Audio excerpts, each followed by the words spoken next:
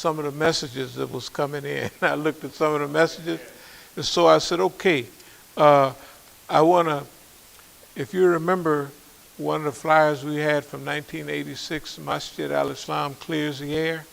Well, that's what we want to do kind of today a little bit, and we hope we won't take too long. Okay. In the name of Allah, most gracious, most merciful, revile not ye those whom they call upon besides Allah, lest they out of spite revile Allah in their ignorance. Thus have we made alluring to each people its own doing. In the end will they return to their Lord, or they will return to their Lord. And we shall then tell them the truth of all that they did.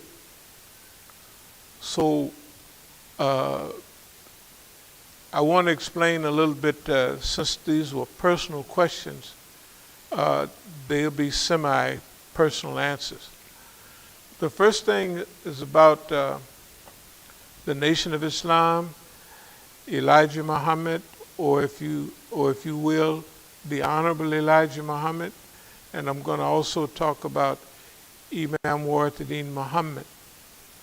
Okay, in the beginning, it was in the middle of 1963 when I was 18 years old.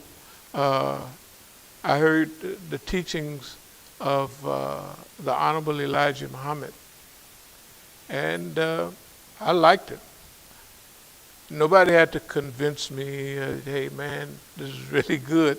But you have to remember, 1963. 1963 was the middle of the decolonization all over the world, in Africa, Asia, and the Middle East.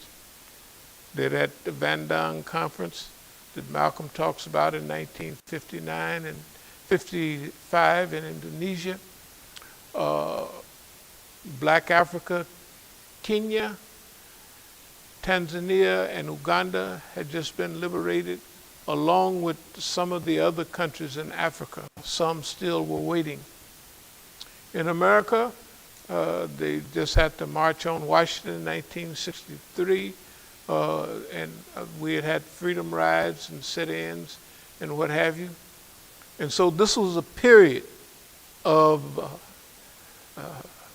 people of color taking their life back, and started to making demands on the system or the systems under which they lived. So inside the United States, the one that made the most sense to me for a long time was the Nation of Islam. And so, as we said, I stood up in 1963. And when I came home in 65, Malcolm had been assassinated the month before, or actually 2 weeks before I came home. But I was still functioning as a member of the Nation of Islam. So I went to temple number 26 in San Francisco, because Oakland was kind of funny. At that time, if any of y'all remember the book, This Is the One, Our Savior Has Arrived, Bernard Kushmir. Bernard Kushmir was the minister in San Francisco. And at the end of 1965, he moved to Phoenix with Elijah Muhammad. And so after that, Minister Henry Majid came, and then he became the minister in San Francisco. Although during this period there were,